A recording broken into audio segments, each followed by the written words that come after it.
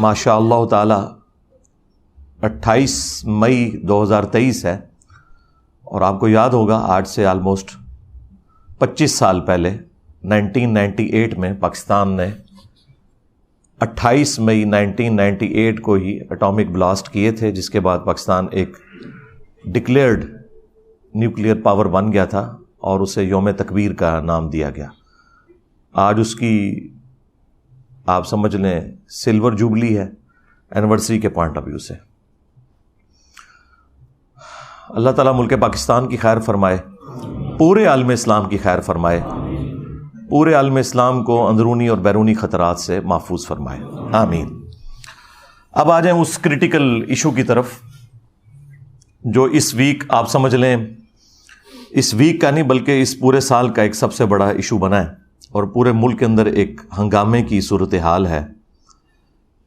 ایک بریلوی ناصبی مجہول الحال جسے کوئی جانتا بھی نہیں، سوائے اس کے کہ ننگی گالیاں دینا اس کی پہچان ہے، تو ہمارا اس پلیٹ فارم سے اس کے بارے میں گفتگو کرنا یہ مجبوراً ہے، ادروائز آپ کو پتہ ہے کہ وہ جو کچھ ماضی میں کرتا رہا میں نے کبھی اس کا نام بھی نہیں لیا۔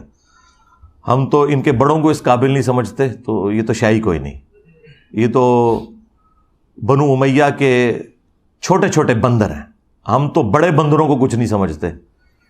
تو یہ جو ایک بنو امیہ کا بندر احسن باکسر نامی ایک شخص ناصبی بریلوی،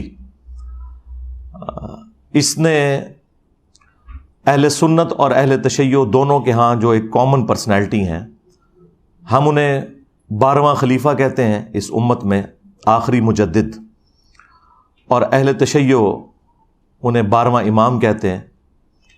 دونوں اعتبار سے رسپیکٹیبل پرسنالٹی سیدنا امام محمد بن عبداللہ المہدی رضی اللہ تعالیٰ عنہ علیہ السلام کی شان میں اس نے گستاخی کی ہے، بلکہ گستاخی کا لفظ پہلی بار اگر 100% اپلائی ہوتا ہے نا تو اس کی اس خباثت کے اوپر ہے کہ اس نے ننگی گالیاں دی ہیں۔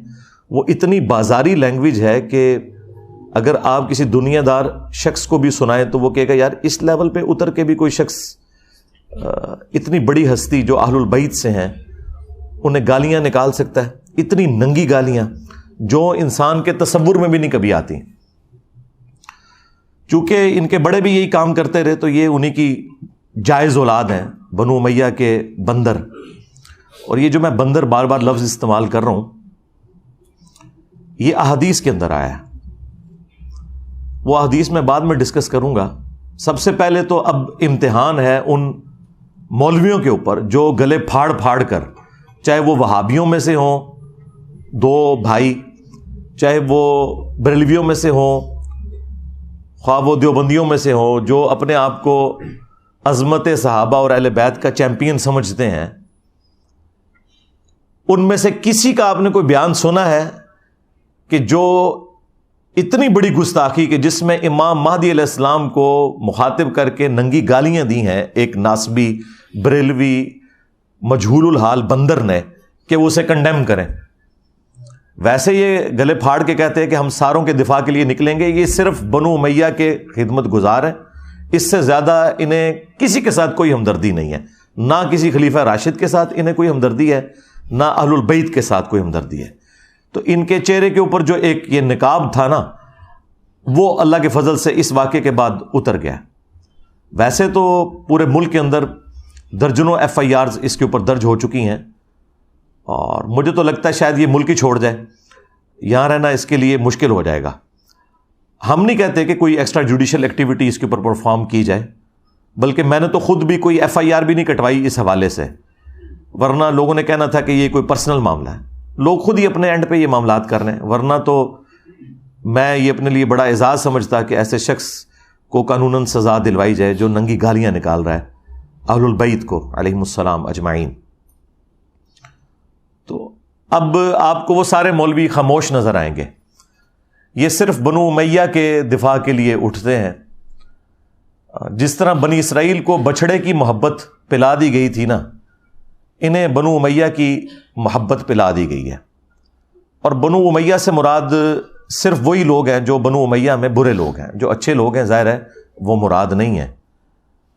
سیدنا عثمان غنی رضی اللہ تعالیٰ عنہ یا سیدنا عمر بن عبدالعزیز رحمہ اللہ تعالیٰ یا وہ تمام جانثاران اہل بیت جو جنگ صفین میں مولا علی کے ساتھی تھے، اگرچہ ان کا تعلق بنو امیہ کے ساتھ تھا، وہ سب کے سب لوگ ہمارے سروں کا تاج ہیں. ہم ان کی بات نہیں کر رہے، ہم میجورٹی کی بات کر رہے ہیں. اور یہ بندر کی ٹرم قرآن میں موجود ہے. اللہ تعالیٰ نے اصحاب سبت، جنہوں نے اللہ تعالیٰ کی آیات کو توڑ موڑ کر اپنے مقاصد کے لیے یوز کیا اور شریعت کا مذاق اڑایا، بالکل وہی کام اس امت میں بنو امیہ نے بھی کیا. تو اللہ تعالیٰ نے ان پر پھٹکار ڈالی اور سورۃ الاعراف میں فرمایا اعوذ باللہ من الشیطان الرجیم بسم اللہ الرحمن الرحیم کونوا قردۃ خاسئین. ہم نے کہا کہ پھٹکارے ہوئے بندر بن جاؤ. تو وہ انسان تھے لیکن بندروں کی شکلیں ان کی بن گئی. یہی بندر کی ٹرم پھر اللہ کے محبوب صلی اللہ علیہ وآلہ وسلم نے اپنی امت میں بنو مروان بنو امیہ کے لیے استعمال کی. المستدرک للحاکم میں اور مسند ابی یعلا کے اندر صحیح سند کے ساتھ یہ حدیث موجود ہے. سیدنا ابو ہریرہ رضی اللہ تعالیٰ عنہ کہتے ہیں کہ رسول اللہ صلی اللہ علیہ وآلہ وسلم نے اپنی وفات سے چند دن پہلے ایک خواب دیکھا. آپ نے خواب میں دیکھا کہ آپ کے منبر کے اوپر بنو مروان بنو حکم کے بندر اچھل کود رہے ہیں. آپ صلی اللہ علیہ وآلہ وسلم گھبرا کر اٹھے اور حضرت ابو ہریرہ رضی اللہ تعالیٰ عنہ کے الفاظ ہیں کہ آپ صلی اللہ علیہ وآلہ وسلم نے جب یہ خواب بیان کیا تو پھر اپنی وفات تک آپ کو کسی نے مسکراتے ہوئے نہیں دیکھا. آپ کو یہ غم لاحق ہو گیا کہ آپ کی وفات کے بعد آپ کی امت کے اوپر یہ لوگ مسلط ہو جائیں گے. یعنی منبر پر بیٹھنے کا مطلب یہ ہے کہ یہ حکمران بن جائیں گے، اور وہ بن گئے. تو اس میں الفاظ ہیں میں نے بنو حکم کے بندروں کو، بنو امیہ کے بندروں کو اپنے منبر پر دیکھا ہے. حالانکہ بنو حکم میں عمر بن عبدالعزیز بھی آتے ہیں. عمر بن عبدالعزیز بن مروان بن حکم، یہ ان کا نام ہے پورا. اب جو لوگ کہتے ہیں نا کہ آپ پوری بنو امیہ کو کہتے ہیں تو اس میں اچھے لوگ بھی ہیں، تو رسول اللہ نے بھی صلی اللہ علیہ وآلہ وسلم پوری بنو امیہ کو، بنو حکم کو کہا، اس میں اچھے لوگ بھی تھے. یہ عربی میں ایک رول ہے کہ میجورٹی کو ایڈریس کیا جاتا ہے. جو بیچ میں اچھے لوگ ہیں وہ خود بخود اس میں سے نکل جاتے ہیں. تو یہ ان کے لیے بھی ایک علمی جواب ہے. اور ظاہر ہے یہ نبی کا خواب ہے، اور نبی کا خواب وحی الہی ہوتا ہے. سورہ الصافات میں آیا کہ حضرت ابراہیم علیہ السلام کو اللہ تعالیٰ نے خواب میں دکھایا تھا کہ وہ اپنے بیٹے کی قربانی کر رہے ہیں، اور وہ اس کے لیے آمادہ بھی ہو گئے. بیٹے کو لٹا بھی لیا اور چھری بھی اس کی گردن پر رکھ دی. وہ تو اللہ تعالیٰ کی طرف سے ایک معجزہ ہوا کہ اس کی جگہ اللہ تعالیٰ نے ایک فدیہ دے دیا اور ان کی جان بچ گئی. لیکن وہ سنت ابراہیمی آج تک زندہ ہے. تو اتنی بڑی ایکٹیویٹی ایک خواب کی بنیاد کے اوپر حضرت ابراہیم علیہ السلام نے پرفارم کی، اس وجہ سے کہ نبیوں کا خواب وحی الہی ہوتا ہے. باقی لوگوں کے خواب میں شیطان کو دخل ہو سکتی ہے، انبیاء کے خواب جو ہیں ان میں شیطانوں کا کوئی دخل نہیں ہوتا. بخاری اور مسلم دونوں میں حدیث موجود ہے. اللہ کے محبوب صلی اللہ علیہ وآلہ وسلم نے فرمایا کہ خواب نبوت کی خبروں کا 46واں حصہ ہے. تو یہ جو نبوت کی خبریں ہیں ان میں ایک موڈ خواب بھی ہے جو اللہ تعالیٰ اپنے پیغمبروں کو دکھاتا ہے، اور یہ سلسلہ قیامت تک جاری ہے. بخاری مسلم دونوں میں حدیث ہے کہ اب میری وفات کے بعد نبوت کی خبروں میں صرف مبشرات باقی ہیں، باقی سب کچھ بیان ہو چکا ہے. نہ کوئی کشف ہوگا، نہ کوئی وحی خفی ہوگی، نہ کوئی وحی جلی ہوگی، کچھ بھی نہیں ہوگا سوائے مبشرات کے. پوچھا گیا مبشرات کیا ہیں تو فرمایا کہ وہ خواب ہیں. لیکن وہ بھی بخاری مسلم دونوں میں آیا کہ خواب کی پھر 3 قسمیں ہیں، یا وہ اللہ کی طرف سے ہوں گے، یا شیطان کی طرف سے، یا پھر نفس کی طرف سے. اب یہ ایک پورا ٹاپک ہے خوابوں پہ. میں نے الگ سے ایک بڑی تفصیلی ویڈیو ریکارڈ کروائی ہے، رپلائی ٹو مولانا الیاس قادری آن خواب میں دیدار مصطفیٰ صلی اللہ علیہ وآلہ وسلم، کیونکہ یہ ایک بڑا کریٹیکل ٹاپک تھا. اس کو میں نے سینٹرڈ کرتے ہوئے ایک تفصیلی ویڈیو ریکارڈ کروائی ہے، وہ آپ دیکھ سکتے ہیں. اب آ جائیں یہ بنو امیہ کے بندروں کی طرف کہ جنہوں نے اس طرح کی گستاخی کی اور پورے ملک کے اندر دوبارہ سے ایک سمجھ لیں سنی شیعہ کنفلکٹ کھڑا کرنے کی ایک کوشش ہے، اور اللہ تعالیٰ ہمارے ملک کو اس طرح کے فسادات سے محفوظ کرے۔ ہم نے پہلے بھی یہ بڑے فسادات دیکھے ہیں اور حکومتوں کی سرپرستی میں یہ سب کچھ دیکھا ہے۔ اب شکر ہے کہ ہماری حکومتوں کو، ہمارے ریاستی اداروں کو ان چیزوں کی گندگی کا احساس ہو گیا اور انہوں نے توبہ کی ہے اس حوالے سے کہ کوئی نان اسٹیٹ ایکٹر اور اس طریقے سے سنی شیعہ فساد نہیں کروانا، کوئی سعودیہ اور ایران کی پراکسی وار اپنے ملک میں نہیں لڑنی۔ خیر اب تو ان کی بھی آپس میں دوستی ہو چکی ہے، شکر ہے دنیا میں سکون آ گیا اس حوالے سے۔ اور یہ جو خبیث جس نے امام محمد مہدی علیہ السلام کو گالیاں دی ہیں، یہ اس نے اپنے بڑوں کی بدعت کے اوپر عمل کیا ہے۔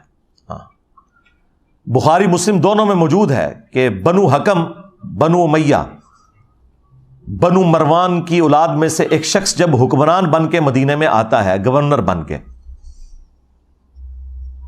تو وہ سہل ابن سعد الساعدی جو شیعان علی میں سے تھے اور سینئر اصحاب میں سے تھے، ان کو بلا کے کہتا ہے کہ آپ ممبر پر آ کر حضرت علی کے اوپر سب کرو۔ نعوذ باللہ۔ بخاری میں تو الفاظ ہیں سب، اس کی وجہ سے جو مفتی تقی عثمانی صاحب ہیں نا، انہوں نے امت کو دھوکہ دیا۔ وہ کہتے ہیں ذخیرے احادیث میں کہیں موجود ہی نہیں کہ یہ بنو امیہ لعنت کرواتے تھے، صرف سب کا لفظ موجود ہے اور سب کا مطلب ہے تنقید۔ اچھا، حضرت علی پہ تنقید کرنا آپ کے نزدیک جائز ہے کیا؟ اور ان کا میں نے جھوٹ پکڑ لیا۔ اگر مفتی اعظم پلانٹ ارتھ دیوبند یہ کام ڈال رہا ہے ان کے ساتھ، تو باقی تو شاہی کوئی نہیں۔ یا تو اس نے جھوٹ بولا ہے یا پھر وہ جاہل ہے، اسے پتہ ہی نہیں تھا، ذخیرہ حدیث میں موجود تھا۔ بخاری کی یہ حدیث جب مسلم میں آئی ہے 6229، اس میں الفاظ ہیں، اس نے کہا لعن اللہ ابو تراب، کہو کہ مٹی والے ابو تراب علی ابن ابی طالب پر لعنت، نعوذ باللہ۔ ہم تو اس پہ کہیں گے کہ جنہوں نے بھی مولا علی پر یا اہل البیت پر لعنتیں کروائیں اور جو لوگ ان کا آج تک دفاع کر رہے ہیں، ان سب پہ اللہ کی لعنت، اللہ کے فرشتوں کی لعنت، تمام لعنت کرنے والوں کی لعنت۔ ہاں جی، اور ان کا حشر بھی اپنے بڑے لعنتیوں کے ساتھ ہی ہو، اور اللہ تعالی ہمارا حشر جو ہے خلفائے راشدین، اہل البیت اور رسول اللہ صلی اللہ علیہ وآلہ وسلم کے ساتھ کرے، آمین۔ میں حدیث موجود ہے کہ سعد ابن ابی وقاص کو ابھارا امیر شام نے کہ آپ علی ابن ابی طالب پر سب کیوں نہیں کرتے، وہاں سب کا مطلب لعنت ہی لیا جائے گا، اور وہ حدیث کے قرائن بھی بتا رہے ہیں، بلکہ خود ابن تیمیہ نے منہاج السنہ میں مانا ہے کہ یہ سب کرنے کا حکم دیا اور سعد ابن ابی وقاص نے انکار کیا۔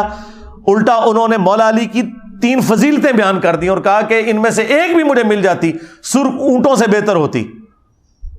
سن پہلی فضیلت کہ نبی علیہ السلام نے خیبر کے موقع پر فرمایا تھا کہ کل میں اس شخص کے ہاتھ میں جھنڈا دوں گا جو اللہ اور اس کے رسول سے محبت کرتا ہے اور اللہ اور اس کا رسول اس سے محبت کرتے ہیں، اور ہم پوری رات سوئے نہیں اس شوق میں کہ وہ خوش نصیب کون ہوگا، اور صبح رسول اللہ صلی اللہ علیہ وآلہ وسلم نے علی ابن ابی طالب کو وہ جھنڈا دیا۔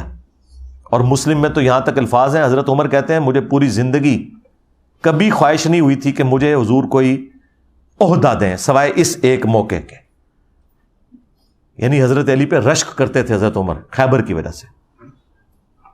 اور پھر ان کا معاویہ سن دوسرا موقع تبوک کے موقع پر، جب نبی علیہ السلام نے پہلا اور آخری موقع تھا کہ حضرت علی کو مدینہ شریف چھوڑا اور آپ جنگ پہ جا رہے تھے رومن امپائر کے خلاف، تو حضرت علی رو پڑے، تو آپ نے انہیں تسلی دی کہ علی کیا تو اس بات پہ راضی نہیں کہ تیری میرے ساتھ وہی نسبت ہے جو ہارون کی موسیٰ کے ساتھ، مگر میرے بعد کوئی نبی نہیں، یعنی رسول اللہ کے بعد کوئی نبی ہوتا تو حضرت علی ہوتے، اور اگر رسول اللہ کے ہوتے ہوئے کوئی امتی نبی ہوتا تو بھی حضرت علی ہوتے، تو غلام القادیانی دجال تے شاہی کوئی نہیں، اگر مولا علی نبی نہیں بن سکے تو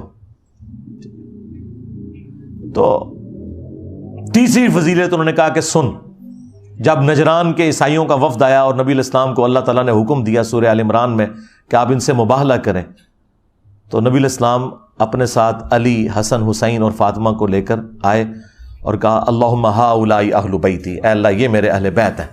یہ 3 موقع ایسے ہیں بلکہ ابن ماجہ میں تو چوتھی فضیلت بھی سعد ابن ابی وقاص نے رپورٹ کی، من کنت مولا فہذا علی مولا، جس کا مولا میں اس کا مولا علی، یعنی غدیر خم والا بھی انہوں نے موقع وہاں پہ بیان کیا۔ باقی یہ کافی ساری روایتیں وہ آپ کو انشاءاللہ میرے ریسرچ پیپر میں مل جائیں گی، اور یہ تاریخی روایتیں نہیں ہیں، یہ احادیث کی کتابوں میں ہیں، اور یہ محدثین میری ویڈیوز دیکھ کے گمراہ نہیں ہوئے تھے، ہاں جی، میں ان کی کتابیں پڑھ کے انورٹڈ کاماز میں گمراہ ہوا ہوں، ٹھیک ہے۔ تو یہ الگ سے ایک ٹاپک ہے۔ تو یہ جو کچھ اس نے کیا ہے نا، اس ناسبی بندر نے، یہ اپنے بڑوں کے طریقے کے اوپر چل رہا ہے۔ تو یہ جو اس وقت حرکت ہوئی ہے نا، اس کے بعد ایک پورے ملک میں آپ کو پتہ ہے ہنگامہ کھڑا ہوا ہے، اور زیادہ ظاہر ہے کہ اس حوالے سے اہل تشیع ہرٹ ہوئے ہیں۔ اب چونکہ ہمارا یہ پلیٹ فارم فرقہ واریت سے پاک ہے، لیکن بہرحال ہم اہل سنت منہج کی ترجمانی کرتے ہیں، تو میں یہ ضروری سمجھ رہا ہوں اس موقع پر کہ ہم اہل سنت کا جو عقیدہ ہے خلافت کے حوالے سے یا 12 اماموں کے حوالے سے، اور خصوصاً امام محمد بن عبداللہ المہدی رضی اللہ تعالیٰ عنہ علیہ السلام کے حوالے سے، میں اس موقع کے اوپر اسے کلیئر کر دوں تاکہ آپ کو پتہ چل جائے کہ اہل سنت کا اس حوالے سے کیا عقیدہ ہے۔